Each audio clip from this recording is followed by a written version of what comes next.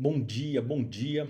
Nós terminamos a nossa escola de formação de discípulos e vamos entrar agora num período onde nós vamos fazer um estudo sobre cura divina. As Escrituras, elas nos revelam a natureza de Deus. As Escrituras também revelam a atitude de Deus com relação ao pecado, à enfermidade e a doença. A natureza de Deus não mudou no decorrer dos anos, nem mudou a sua atitude para com o pecado, a enfermidade e para com a doença.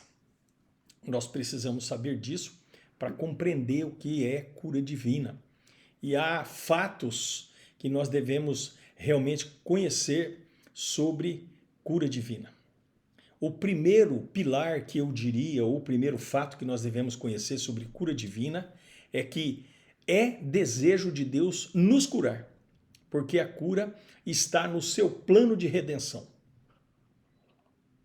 A Bíblia diz que pela boca de 2 ou 3 testemunhas, toda palavra será confirmada, Mateus 18:16. E existem alguns textos de Isaías, Mateus e 1 Pedro que concordam com que Jesus tomou nossas enfermidades e levou as nossas doenças. Nós temos que compreender essa estrutura e nós temos que analisar as verdades estabelecidas. Então, verdadeiramente, Isaías 53, 4 e 5 diz: Ele tomou sobre si as nossas enfermidades e as nossas dores, levou sobre si, e nós o reputamos por aflito, ferido de Deus, oprimido, mas ele foi ferido pelas nossas transgressões e moído pelas nossas iniquidades. O castigo que nos traz a paz estava sobre ele, e pelas suas pisaduras fomos sarados. Mateus 8:17 diz: para que se cumprisse o que fora dito pelo profeta Isaías, que diz: ele tomou sobre si as nossas enfermidades e levou as nossas doenças. Isso ainda é mais claro. Mateus diz que ele está citando Isaías. Se você checar a referência, vamos encontrar lá em Isaías 53, 4. Nós temos que falar da seguinte forma: Jesus tomou as minhas enfermidades e levou as minhas doenças. Aquele versículo deve ser lido da maneira com que nós não esqueçamos que diz que verdadeiramente, literalmente, ele tomou a causa da nossa enfermidade, da nossa doença. Ele tomou nossas enfermidades e levou as doenças. Nós sabemos que Jesus foi feito pecado por nós. A razão pela qual ele levou o pecado e foi para que pudéssemos estar livres do pecado. E a razão dele ter levado a doença foi para que pudéssemos estar livres da doença. Se nós cremos no mais difícil, que é a salvação, porque é o maior poder, é o maior milagre, por que não crer na cura, que é o menor milagre? Então, levando ele mesmo em seu corpo os nossos pecados sobre o madeiro, para que mortos para os pecados, pudéssemos viver para a justiça, e pelas suas feridas fostes ou fomos sarados. 1 Pedro, capítulo 2, verso 24. Então, Isaías, Mateus e Pedro, 3 testemunhas nos contam que Jesus não apenas derramou o seu sangue para nos dar remissão dos nossos pecados, como também pelas suas feridas nós fomos sarados. Algumas pessoas não creem nisso. Nós temos que entender que é uma cura física, é uma cura espiritual, é uma cura emocional. Está falando de doenças, está falando de enfermidades.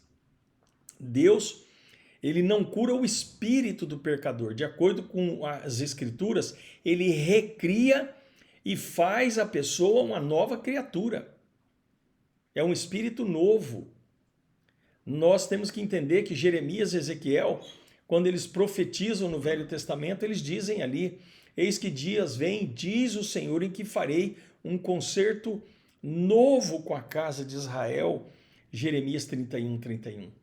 E lá em Ezequiel 11, 19, ele diz, e um espírito novo porei dentro deles e tirarei da sua carne o coração de pedra e lhes darei um coração de carne.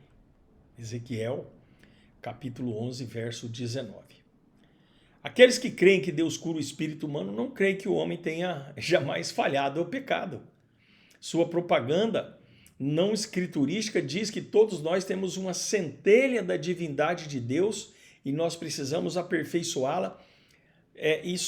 Um pecador, ele necessita nascer de novo para se tornar uma nova criatura, lá de 2 Coríntios 5,17.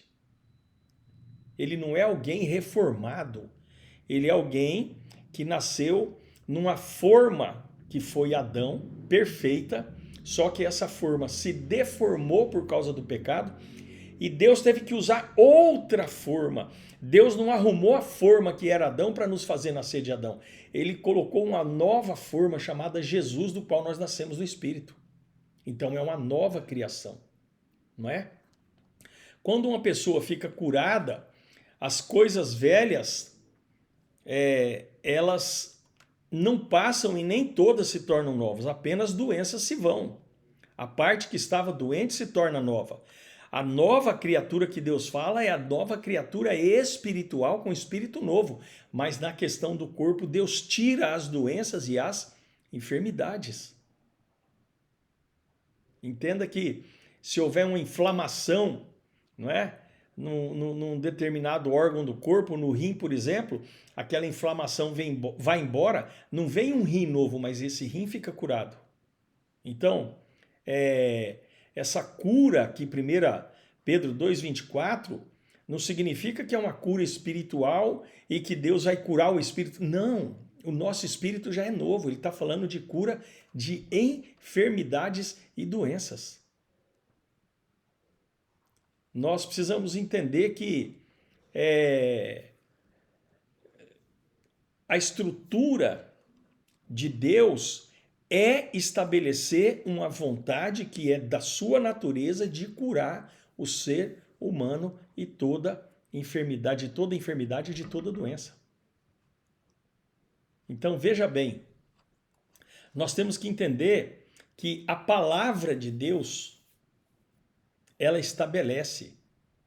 A palavra, quando diz ali, fostes curados, ela está no pretérito do futuro.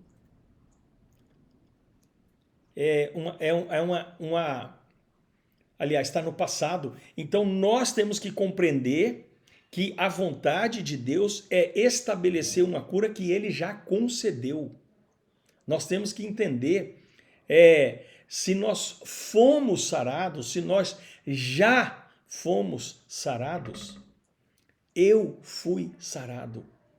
Já fostes sarado. Nós temos que alinhar a nossa consciência para tomar posse de uma palavra. Então, a questão em relação à cura não é estabelecer se Deus pode ou não pode curar, se Deus quer ou não quer curar. Ele pode, ele quer e ele já curou. Nós vemos evidências que às vezes são difíceis.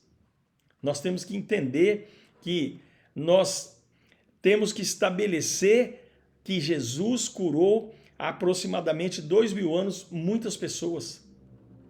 A Bíblia diz que tem um determinado momento que ele atravessa o lago de Genezaré e ele chega num lugar onde ele cura todas as pessoas. Nós temos que entender que a vontade de Deus, por 1 Pedro, Mateus e Isaías, é nos conscientizar que ele já levou. O verbo está no passado, está no pretérito. É desejo de Deus nos curar. Nós não temos que duvidar disso. Pelas pisaduras de Jesus, há 2000 anos, na cruz do Calvário, foi estabelecida a cura nas nossas doenças e enfermidades hoje. Porque esse é o plano de redenção de Deus. O plano de redenção dele é que os seus filhos tenham um corpo físico e uma alma, doenças emocionais e transtornos fora do ambiente. Ou seja, que a cura se estabeleça e que a doença ou a enfermidade vão embora. Amém? Amanhã nós vamos falar novamente sobre cura e nós vamos falar sobre a origem da doença. Que o Senhor nos abençoe, que Ele derrame a sua paz em Jerusalém, em nome de Jesus Cristo. Nós te pedimos, Deus, que o Senhor abençoe a Jerusalém, que o Senhor abençoe a nossa cidade e derrame sobre a nossa cidade a tua paz, abençoa a prefeita, a vice-prefeita, cuida delas, envia teus anjos, livra-as do homem mau, do valente, do salteador, do bandido, do criminoso, do maldoso, em nome de Jesus. Livra-as. Dê paz à nossa cidade e o pão nosso de cada dia nos dai hoje. Abençoa-nos nesse dia de hoje, Senhor. Abençoa-nos em nome de Jesus nesse 20 de junho com a porção da tua semente e do teu pão em nome de Jesus. E que nossos filhos continuem abençoados na tua presença em nome do Senhor Jesus. Amém. E até amanhã, se Deus quiser, graça e paz.